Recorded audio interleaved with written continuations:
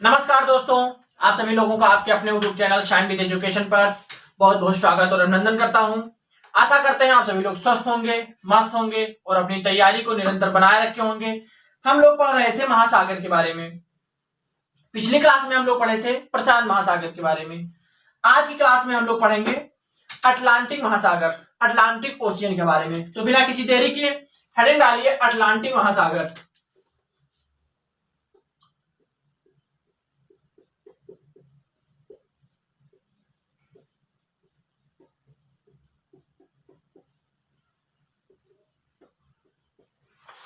Atlantic महासागर, अगर Atlantic महासागर की बात किया जाए तो यह विश्व का दूसरा सबसे बड़ा महासागर है। तो इन्हीं पॉइंटों को नोट करते हुए और हम लोग चलेंगे। तो इसमें पहला पॉइंट नोट करिए,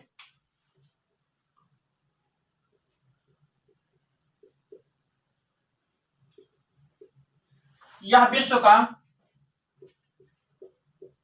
दूसरा सबसे बड़ा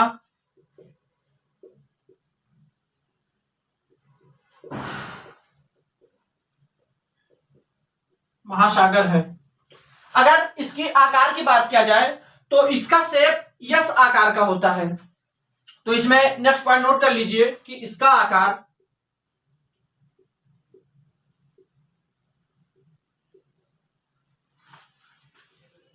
यस, इसका आकार यस आकार का होता है।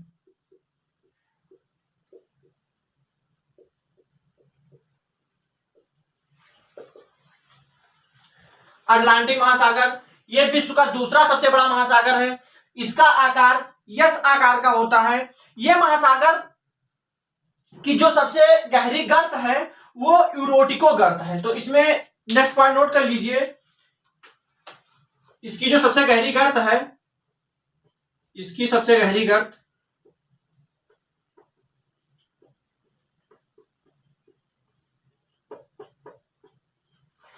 यूरोटिको गर्त।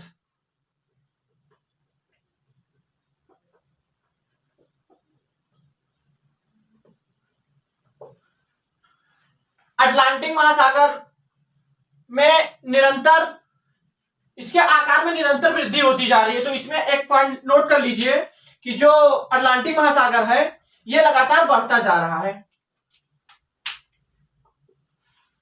अटलांटिक महासागर लगातार बढ़ता जा रहा है। बढ़ता जा रहा है इसका मतलब कि इसके आकार में वृद्धि हो रही है। अटलांटिक महासागर लगातार बढ़ता जा रहा है।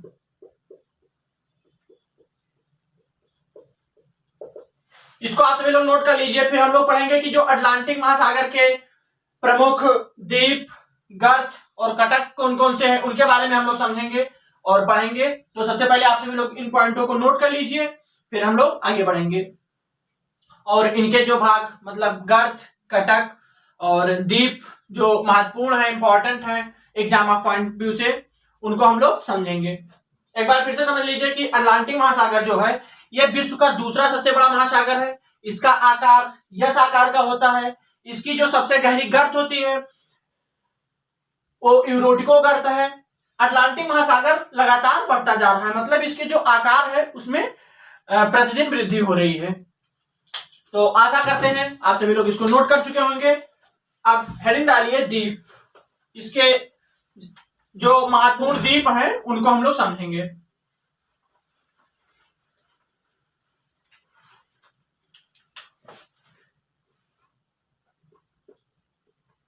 द्वीप में लिख लीजिए ग्रीनलैंड द्वीप,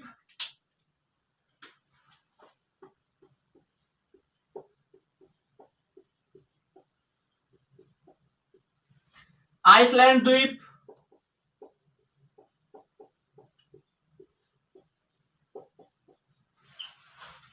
बरमुडा द्वीप,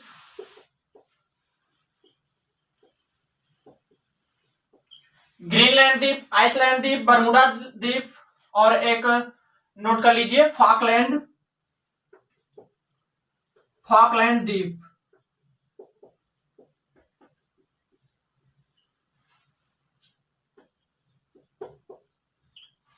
और लास्ट लिख लीजिए फॉकलैंड और जमैका द्वीप, जमैका द्वीप ये भी इसी का भाग है। यहां से क्वेश्चन आते हैं कि ग्रीनलैंड द्वीप किस महासागर का भाग है या किस महासागर में बनते हैं, तो आपका आंसर होगा अटलांटिक महासागर।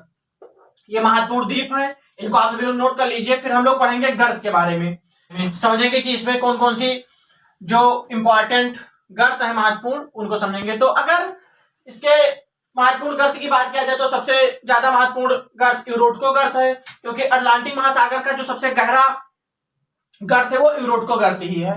तो इसमें नोट कर लीजिए गर्त।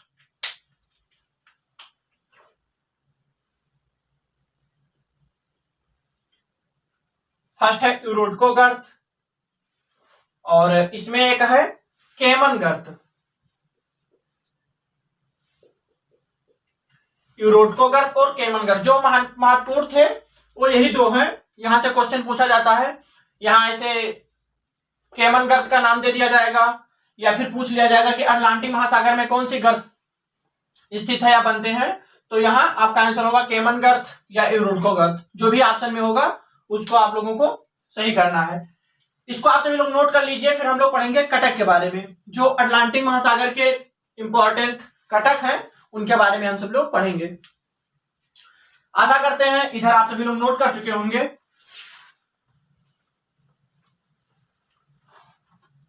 हेडिंग डालिए कटक।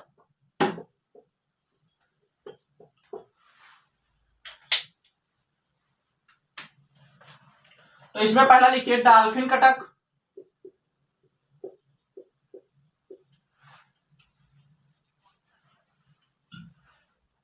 डॉल्फिन कटक और challenger Cuttack, dolphin Cuttack, challenger Cuttack और वाल्विस कटक। एक लिख लीजिए इसमें वाल्विस कटक।